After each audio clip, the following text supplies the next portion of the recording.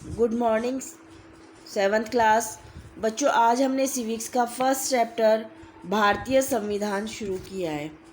संविधान भारत के संविधान के बारे में हम इस चैप्टर में पढ़ेंगे। ठीक है, आप लोग शुरू से पढ़ते आते हो कि इंडियन कॉन्स्टिट्यूशन पिलर नंबर ये, इंडियन कॉन्स्टिट्यूशन पिलर नंबर ये।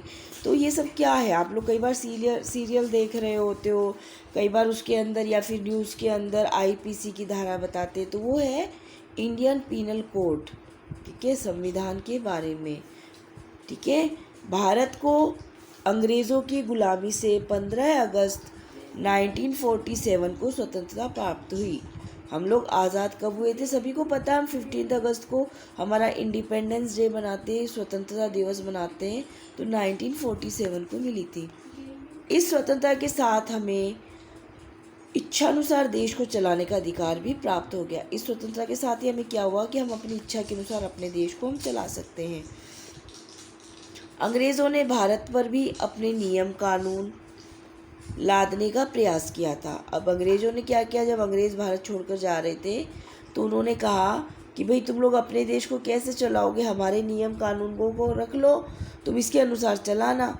लेकिन तत्कालीन राजनीति से जुड़े वरिष्ठ नेताओं ने इसे मानने से इनकार कर दिया। जो उस समय राजनीति पॉलिटिकल लाइफ से जो हमारे देश के बड़े बड़े नेता जुड़े हुए थे, उन्होंने कहा कि नहीं, हम हमारे देश को हमारे इस अकॉर्डिंग चलाएंगे। किसी भी देश में शासन चलाने के लिए एक सरकार का गठन किया जाता है। किसी भी देश के अंदर शासन चलाएंगे तो अकेला व्यक्ति शासन नहीं चला सकता, एक सरकार को बनाया जाता है। सरकार के लिए कुछ नियम एवं कायदे कानून अनिवार्य। अब सरकार के लिए क्या है, कुछ नियम बनाए गए, कुछ कायदे कानून बनाए, वो जरूरी है। अतः सरकार के गठन से पूर्व हमारे देश में भी एक ऐसी व्यवस्था की आवश्यकता का अनुभव हुआ। इसलिए सरकार बनाने से पहले हमें हमारे देश में संविधान बनाने की आवश्यकता लगी, जिसके अंतर्गत शासन करने वाली कोई भी सरकार निरंकुश न हो सके। निरंकुश का मतलब होता है बच्चों कि किसी भी तरह की पाबंदी का न होना, न मानना। निरंकुश का मतलब हो जाता है कि वह व्यक्ति एकदम किसी भी कानून को नहीं मान रहा है, किसी को भी नहीं मान रहा है, उस पर किसी भी तरह का कोई नियंत्रण नहीं है। भारत के विभिन्न क्षेत्रों में रहने वाले स्त्री पुरुषों ने भी स्वतंत्रता की लड़ाई लड़ी। अब क्या हुआ कि ये तो है नहीं कि पर्टिकुलर 4-5 लोग गए और भारत को आज़ाद करा लिया, नहीं। भारत को स्वतंत्र कराने के लिए भारत के विभिन्न देशों में अलग अलग राज्यों के स्त्री पुरुषों ने भी भाग लिया। स्वतंत्रता एवं स्वतंत्र स्वच्छ शासन पर सभी का अधिकार। स्वतंत्रता, आज़ाद रहना और आज़ाद शासन के ऊपर सभी का अधिकार था। तो जो डॉक्टर राजेंद्र प्रसाद है, हमारे देश के प्रथम राष्ट्रपति, उनकी अध्यक्षता में एक समिति बनी। वह कौन सी समिति? वह थी भारतीय संविधान। संविधान की समिति ने संविधान के लेखन का भार डॉक्टर भीमराव अंबेडकर को सौंपा। अब इसको लिखने का कार्य किसे सौंपा? डॉक्टर भीमराव अंबेडकर को। डॉक्टर भीमराव की अथक मेहनत और प्रयासों से 26 नवंबर 1949 को भारत का संविधान लिखकर तैयार हो गया। 26 नवंबर 1949 को भारत का संविधान लिखकर तैयार हो गया। इसलिए हम लोग जो है 26 नवंबर को संविधान दिवस मनाते हैं।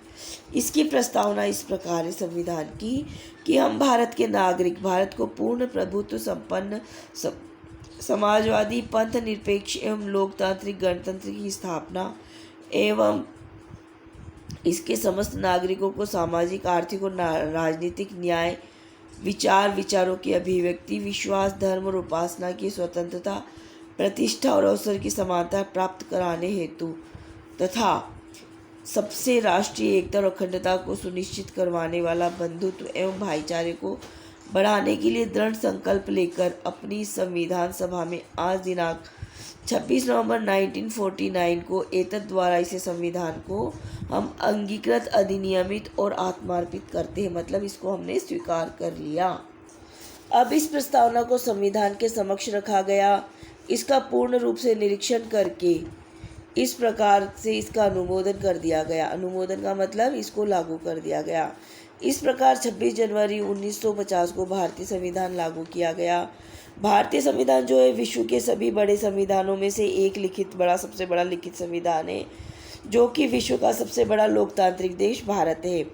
मूल संविधान जो मेन संविधान था जब शुरू में लिखा गया था, उसमें 395 अनुच्छेद थे और 8 अनुसूचियाँ थी, किंतु संशोधन के द्वारा इसमें 4 अनुसूचियों की वृद्धि कर दी गई है। अब यह 12 अनुसूचियाँ हैं। संविधान के अनुसार सरकार चुनने तथा बदलने का अधिकार जो है वह जनता को दे दिया गया।